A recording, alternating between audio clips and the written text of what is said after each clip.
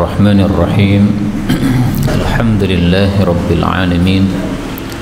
Allahumma salli wa sallim wa barik ala Muhammad wa ala ali Muhammad. Allahumma anfa'na bima 'allamtana wa 'allimna ma yanfa'una wa zidna ilma wa barik lana fi ilmina warzuqna al-ikhlas fil qawli wal 'amali kamila wa ilman nafi'an la yunsa wa tawfiqan daima wa sihhatan wa yaqinan wa afiyah.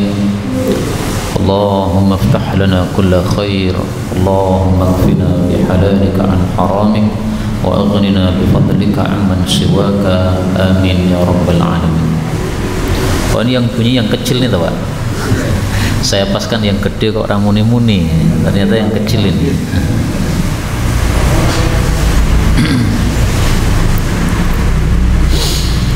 Baik, kita lanjutkan pengajian kitab Al-Arba'un Al-Buhtaniyah yang isinya 40 hadis berkaitan dengan menyikapi tuduhan dari orang lain.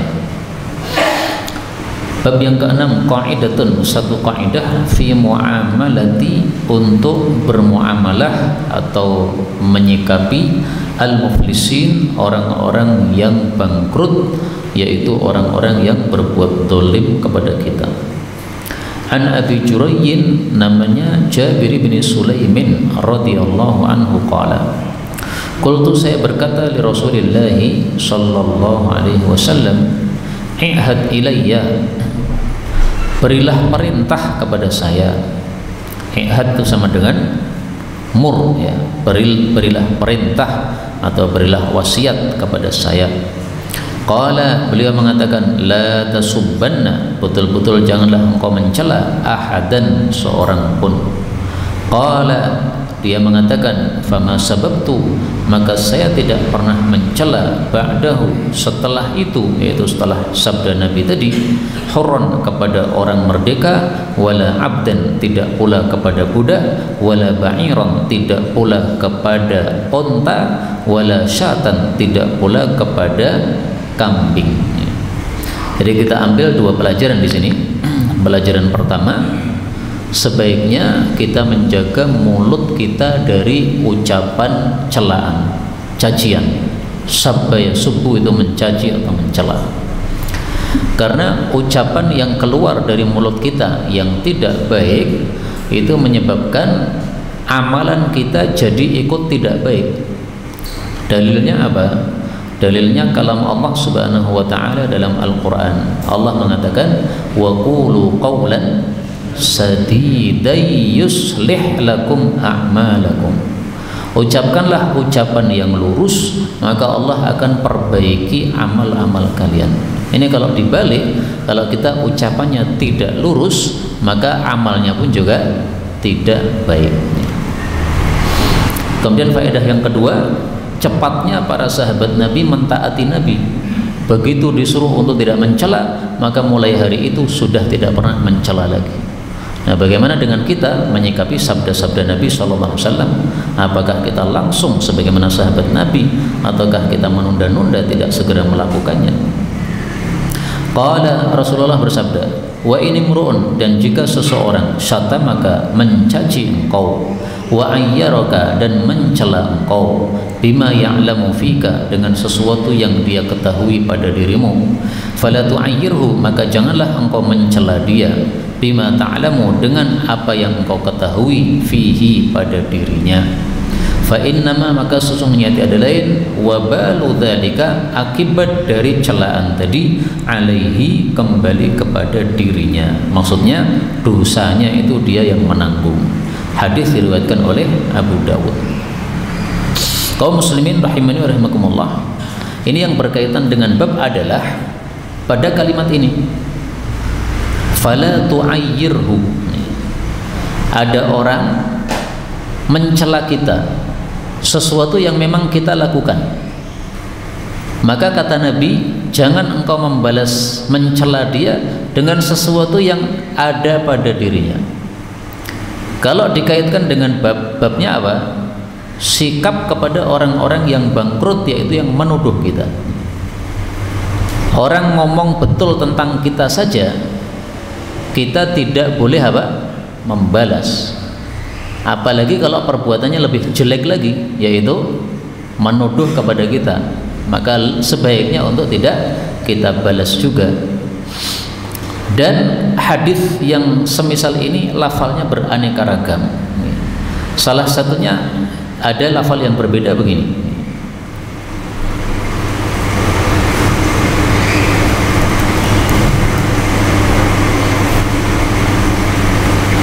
Wa ini mru'un syatamaka, kalau ada seseorang mencela kamu, wa ayyaraka, mencaci kamu, bi amrin laisa huwa fika, dengan satu perkara yang tidak ada pada dirimu. Jadi dia mencela kita padahal apa yang dia cela itu enggak ada pada diri kita, alias tuduhan. Maka Nabi katakan fala tu'ayyirhu, jangan dibalas mencela sesuatu yang ada pada dirinya. Kalau ini tadi dia mencela kita dengan sesuatu yang dia ketahui pada diri kita, artinya betul-betul ada. Maka dua-duanya diriwayatkan dari Nabi SAW. Orang mencela kita padahal betul memang ada pada diri kita, nggak usah membalas. Orang mencela kita yang tidak ada pada diri kita alias menuduh juga tidak usah membalas.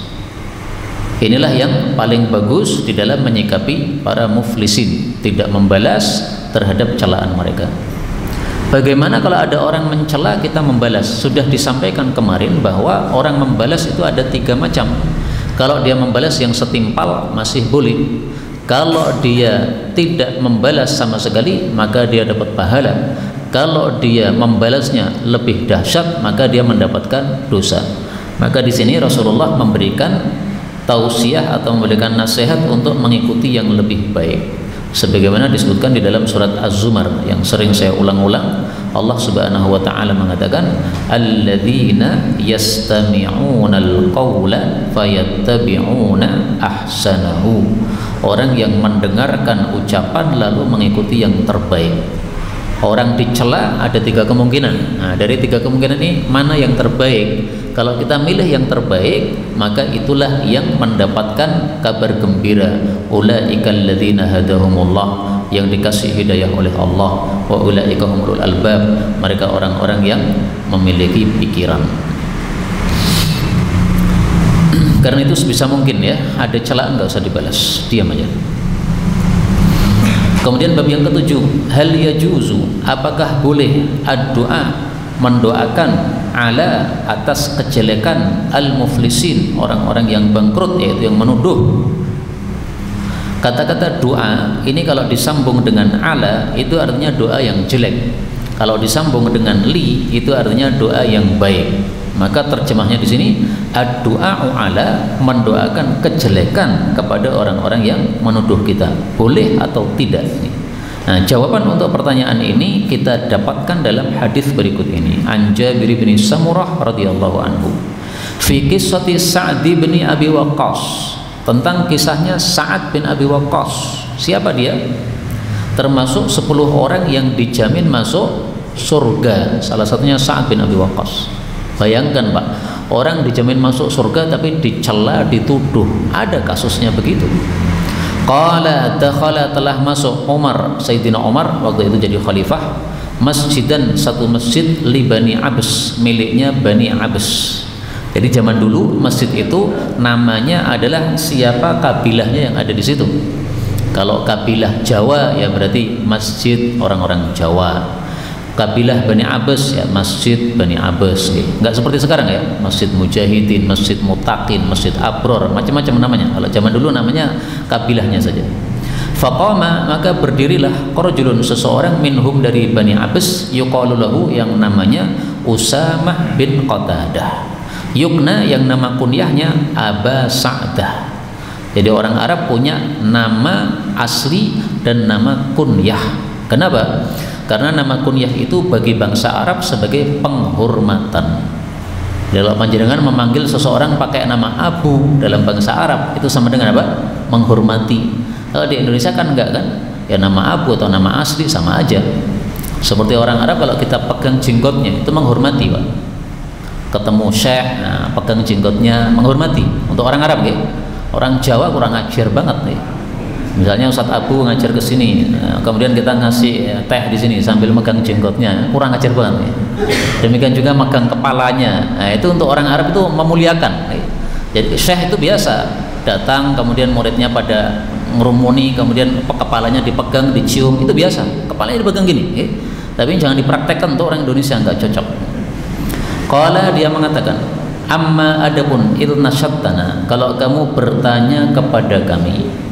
Nasyada itu artinya bertanya dengan sumpah kepada Allah Subhanahu wa taala. Il nasyattana, kalau kamu bertanya kepada kami dengan sumpah, pertanyaan yang sungguh-sungguh, fa inna Sa'dan, maka sesungguhnya Sa'ad bin Abi Waqqas ini kana la yasiru bis sariyah, dia tidak berjalan bersama sariyah, yaitu kalau dia ngirim orang untuk perang dia enggak pernah ikut, ya leha-leha dalam rumah. Wala yaksimu, dan tidak membagi bisawiyah, dengan sama rata, artinya dia pilih kasih. Kalau untuk keluarganya kasih banyak, kalau untuk orang lain kasih sedikit. Wala ya'dilu, dan tidak adil fil qadiyah, di dalam keputusan hukum, ya, nepotisme berarti dia enggak adil. Qala Sa'dun, Sa'ad mengatakan, ama wallah, ketahuilah demi Allah, la ad'uwanna bi thalath, sungguh betul-betul saya akan berdoa 3 doa. Ini doa jelek kepada orang yang menuduh kepadanya. Berarti boleh enggak kita berdoa jelek kepada yang menuduh? Boleh, dengan syarat doanya jangan berlebihan melebihi dari tuduhan. Tuduhannya ringan, doanya ringan. Tuduhannya berat, boleh doanya berat. Tuduhannya biasa, doanya juga biasa. Di sini kenapa dia berdoa dengan 3 doa? Kenapa, Pak? Karena dia menuduh dengan 3 tuduhan. Tuduhan pertama, la yasiru bisariyah. Ini nuduh yang pertama. Nuduh yang kedua, la yaksimu bisawiyah. Tuduhan yang ketiga, la ya'dilu fil qadiyah. Maka di sini Sa'ad berdoa kepada orang yang menuduh dia dengan doa yang senilai dengan tuduhannya. Tuduhannya kamu 3, oke, saya doakan 3. Allahumma ya Allah, in kana abduka hada, jika adalah hambamu ini Abu Sa'dah tadi kadiban, dusta, menuduh saya, qama, dia berdiri riyaan, karena pamer saja, wa sum'atan, dan supaya viral saja, supaya didengar orang saja, tidak sesungguhnya saya melakukan itu, fa'atil umrahu, maka panjangkan umurnya. Ini doa pertama. 2, wa'atil faqrahu, panjangkan fakirnya. Doa yang ketiga, wa'arridhu, dan hadapkanlah dia bil fitan, kepada fitnah-fitnah. Usia panjang itu sebenarnya kan doa baik kan, Pak? Tapi kenapa ini disebut doa jelek? Karena disertai dengan kefakiran dan kebejatan perbuatan. Usia panjang kalau disertai dengan amal baik itu nikmat, tapi kalau disertai dengan amal jelek maka itu baru hukuman dari Allah Subhanahu wa taala. Sebagaimana sabda Nabi sallallahu alaihi wasallam, khairukum man tala umruhu wa hasuna amaluhu. Sebaik-baik manusia adalah orang yang panjang umurnya disertai dengan amal yang baik. Nah, maka ini disebut doa jelek karena ada tambahannya tadi ya. Usianya panjang tapi disertai dengan fakir, disertai dengan perbuatan-perbuatan yang bejat, itulah yang dimaksud dengan fitnah-fitnah ini. Jadi fitnah itu maksudnya ujian dalam agama, agamanya tidak baik. Qala Abdul Malik, berkata Abdul Malik perwih di sini, fa ana ra'aituh, maka saya melihat Abu Sa'dah ba'du, setelah itu, qad saqata hajibahu, telah gugur, telah jatuh kedua alisnya, ala ainaihi, kepada kedua matanya, minal kibari, dari sebab tua. Orang tua kan alisnya sudah panjang nih, nah, saking panjangnya itu sampai menutupi matanya ini, sampai menutupi mata karena sudah panjangnya. Wa innahu, dan sesungguhnya dia la yata'arradu, dia menghadang lil jawari, perempuan-perempuan. Jawari ini bisa diartikan 2 terjemah. Satu, perempuan-perempuan kecil, anak-anak kecil, perempuan-perempuan yang masih kecil-kecil, anak-anak SD misalnya, atau diartikan jawari, budak-budak.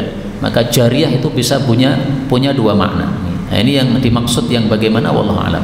Ya bisa jadi dua-duanya ya, dia menggodai anak-anak cewek kecil-kecil atau menggodai budak-budak yang lewat-lewat. Fit turuki, di jalan-jalan, yang mizuhunna, dia mencolek mereka atau menggoda mereka. Hadis muttafaqun alaih. Maka ringkasnya dari hadis ini, diperbolehkan kita untuk mendoakan kejelekan kepada orang yang menuduh. Boleh, bukan dihasum, bukan. Adapun lebih bagus mana? Mendoakan atau tidak mendoakan? Lebih bagus mendoakan keburukan atau mendoakan hidayah atau tidak mendoakan? Semuanya ada dalilnya, Pak. Kalau kita mendoakan hidayah, maka Rasul Shallallahu Alaihi Wasallam pernah mendoakan hidayah kepada orang-orang kafir.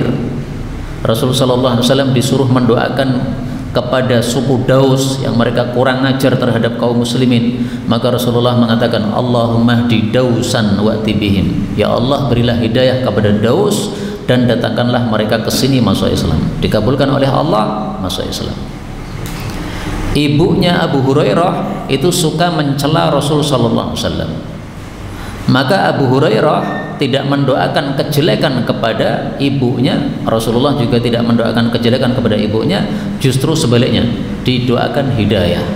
Begitu dapat hidayah, maka langsung masuk Islam, tidak lagi mencela Rasulullah sallallahu alaihi wasallam. Mendoakan keburukan kepada yang menuduh, ini dalilnya diizinkan oleh Nabi, oleh Rasul sallallahu alaihi wasallam, atau diizinkan oleh para khulafa, karena ini terjadinya di masa Khalifah Sayyidina Umar, dan Sayyidina Umar tidak melarang Sa'ad bin Abi Waqqas untuk melakukannya. Maka ini termasuk sunnah Sayyidina Umar, yaitu boleh mendoakan orang yang menuduh kita. Maka silahkan pilih aja, terserah. Mendoakan ada dalilnya, tapi syaratnya jangan melampaui batas. Sikap yang saya pilih adalah nomor 8 ini. Yakfi ini cukup bagi saya, berdoa akhiril majlis, di akhir majlis yang diajarkan oleh Rasulullah SAW, di mana di situ sudah ada doa untuk orang-orang yang berbuat dolim kepada kita. Ini doanya panjang ya, tapi karena sudah tenar tidak usah saya jelaskan semuanya, kita baca sekilas saja. Ani bin Umar radhiyallahu anhu qala qallama jarang Rasulullah sallallahu alaihi wasallam yaqum min majlis, bangkit dari majlis, hatta yad'u, sehingga dia berdoa, biha ula'id da'awat, doa-doa ini li ashabih, kepada para sahabatnya. Ini yang biasa dibaca oleh Ustaz Irwan ketika beliau mengakhiri majlis.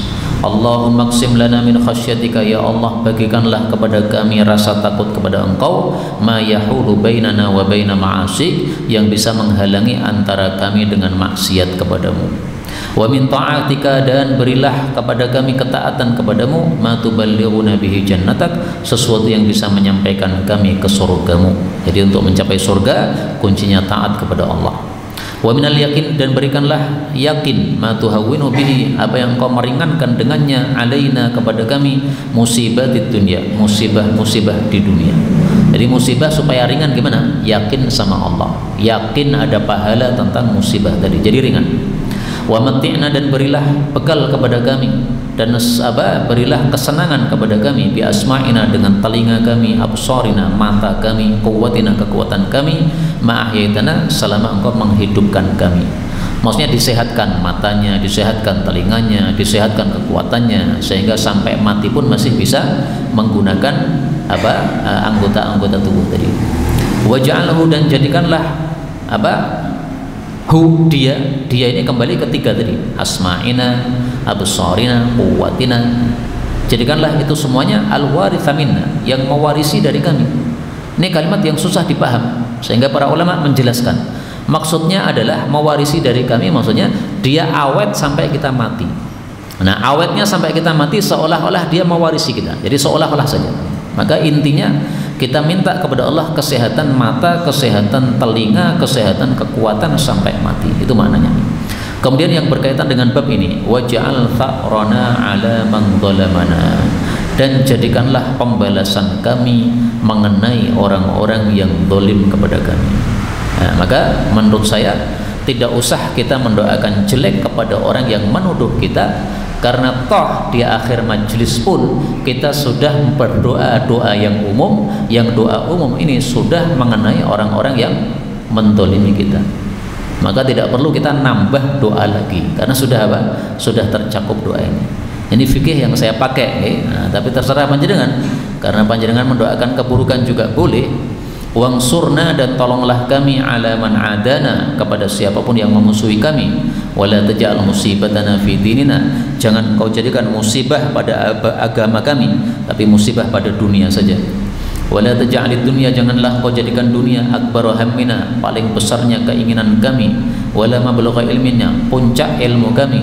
Wala tusallit alaina, jangan engkau jadikan berkuasa terhadap kami. Man la yarhamuna, orang yang tidak merahmati kami. Nah, ini doa sangat penting, apalagi kita di Indonesia ini insya Allah beberapa waktu lagi akan ganti presiden. Ini doa perlu kita baca berulang-ulang supaya Allah tidak menjadikan berkuasa di negara ini orang-orang yang tidak rahmat kepada kaum muslimin, baik presidennya maupun wakil-wakil di bawahnya. Karena itu saya sarankan semua asatid yang mengajar dimanapun berada, ini sunnah mari kita hidup-hidupkan. Jadi akhir majelis ditutup dengan doa ini. Nah, nanti insya Allah akhir majelis kita akan baca doa ini, meskipun mungkin biasanya ada doa lagi dari Ustaz Ramlan, nggak ada masalah ya, karena doa diulang-ulang juga nggak apa-apa. Ini hadis riwayat Tirmidzi dan dihasankan oleh Imam Tirmidzi. Wasyahid, dan yang berkaitan dengan bab adalah waj'al tha'rana 'ala man zalamana. Sampai di sini sudah selesai nisab kita 3 hadis dalam satu pertemuan. Maka sisa waktu kalau ada pembahasan baik yang berkaitan dengan tema maupun yang lain dipersilahkan. Monggo silakan. Apa? Tha'rana, pembalasan kami. Artinya kalau ada orang yang zalim kepada kami, maka Allah sudah turunkan pembalasan dari kezaliman tadi kepada orang itu. Itu maksudnya. Ada lagi tadi, ada suara dari selatan, apa tadi? Monggo.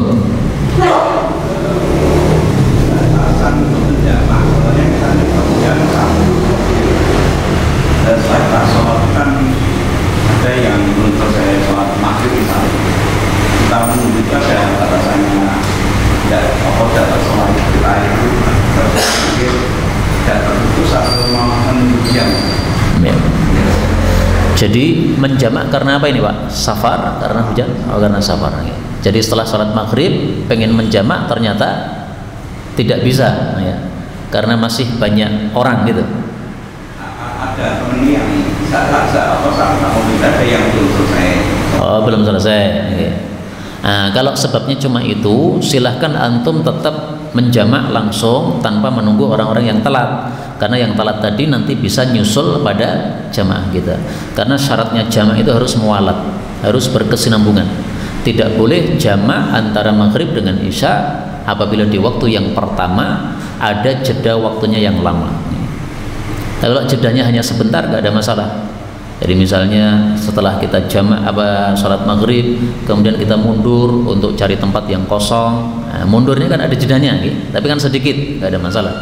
Kalau wirid dulu, doa dulu, selesai baru kemudian jamaah, ini tidak sesuai dengan aturan jamaah, dan itu tidak disebut jamaah karena jamaah itu gabung. Itu kalau jamaahnya di awal. Tapi kalau jamaahnya ditakhir, diakhirkan, maka tidak harus mualat, bahkan tidak harus tertib. Isya dulu boleh, baru kemudian maghrib.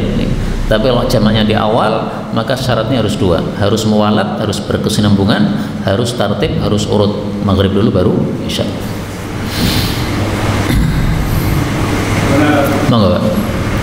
Kalau ada seseorang yang lantas di takhir itu sulit, kemudian dia main sholat, setelah main sholat menang di transferkan pinjaman itu gimana? Main judi, hasil judinya untuk melunasi utang. Pertanyaannya apakah itu halal untuk kita gitu? Karena uangnya uang judi ya.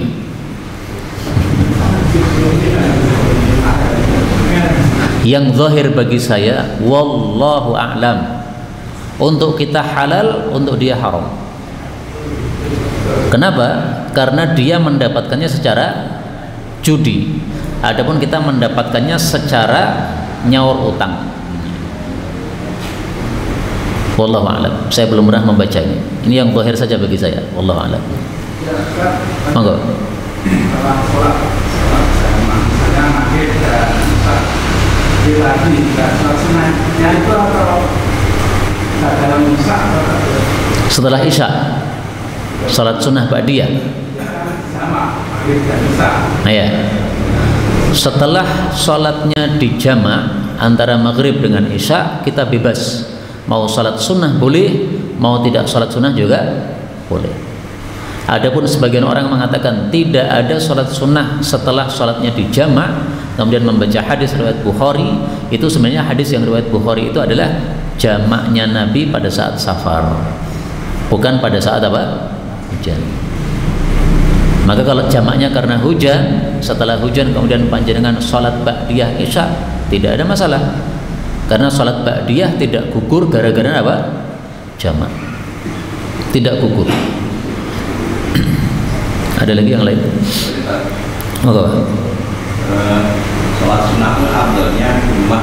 Iya. Kita sholat maghrib, kita mau sholat sunnah dia itu ketemu orang atau tanya-tanya beberapa waktu itu bisa atau tetap bisa karena ada kepentingan ngomong-ngomongnya sholat sunnah ba'diyah. Menurut para ulama fikih, salat sunnah ba'diyah itu masih disebut ba'diyah apabila jedanya tidak lama. Jadi kalau misalnya kita setelah zikir kemudian pulang ke rumah, tapi di pintu masjid diajak bicara oleh seseorang, nah itu jeda sedikit nggak ada masalah.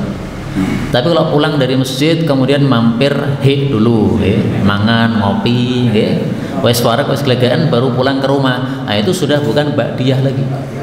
Ini perkataan ulama fikih ya, bukan sabda Nabi. Kalau Nabi nggak pernah menjelaskan detail-detail begitu. Cuma ini penjelasan sangat masuk akal. Apa sih nama ba'diyah?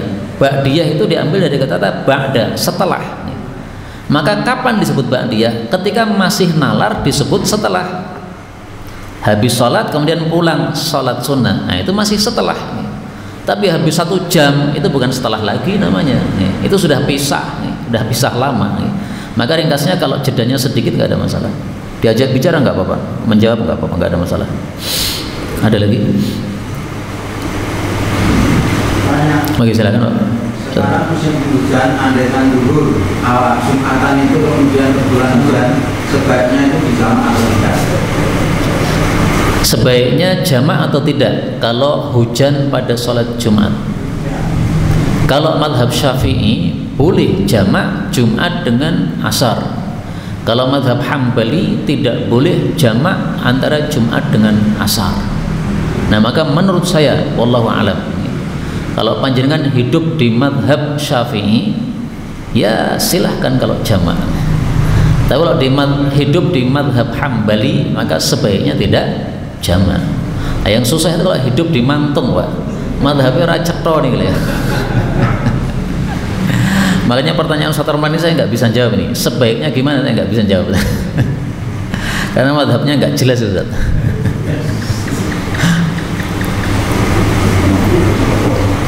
Tapi kalau saya pribadi, saya lebih suka nggak jamak. Kenapa? Ini Pak, kaidah yang saya pakai. Kenapa saya nggak menjamak? Kaidahnya ini udah antum hafalkan aja kaidahnya. Karena kaidahnya ini sering kita terpakai. Al-khuruju minal khilafi mustahabbun. Al-khuruju keluar minal khilafi dari perselisihan pendapat para ulama, mustahabbun itu disukai atau disunahkan. Kalau ada perselisihan pendapat, ambil yang aman. Sebagian membolehkan, sebagian tidak membolehkan. Oh, udah, lepas saja udah. Toh hukum menjamak sholat karena hujan itu bukan wajib, bukan sunnah, tapi apa? Mubah. Ini perkataan ulama fikih, bukan perkataan saya. Silakan dicek di kitab-kitab fikih. Apa hukumnya jamak sholat karena hujan? Bukan wajib, bukan sunnah, tapi mubah. Boleh, boleh. Ini tidak dilakukan juga nggak apa-apa. Atau kalau mau mempopulerkan dua pendapat itu ya silahkan. Jadi pas Jumat hujan, kemudian kita mengatakan mari kita jamak karena ini ada hujan, menurut madhab Syafi'i boleh. Kemudian Jumat berikutnya hujan lagi, diumumkan lagi hari ini kita tidak jamak karena dalam madhab Hambali tidak boleh jamak antara Jumat dengan asar, bolehnya zuhur dengan asar, supaya orang paham semua gitu bahwa ada dua pendapat itu. Ya nggak ada masalah, ya masing-masing ada apa tujuannya. Baiklah, ini sudah jam 10 kurang 10. Allahumma salli ala Muhammad wa ala ali Muhammad. Allahumma qsim lana min khasyatika ma tahulu bainana wa baina ma'asik, wa min ta'atika ma tuballighuna bihi jannatak, wa min al-yaqini ma tuhawwinu bihi alaina musibatid dunya. Allahumma matti'na bi asma'ina wa absarina wa quwwatina ma ahyaytana waj'alhu al-waritha minna waj'al tha'rana ala man zalamana wansurna ala man 'adana ولا تجعل مصيبتنا في ديننا ولا تجعل الدنيا أكبر همنا ولا مبلغ علمنا ولا تسلط علينا من لا يرحمنا وصلى الله وسلم وبارك على النبي محمد والحمد لله رب العالمين.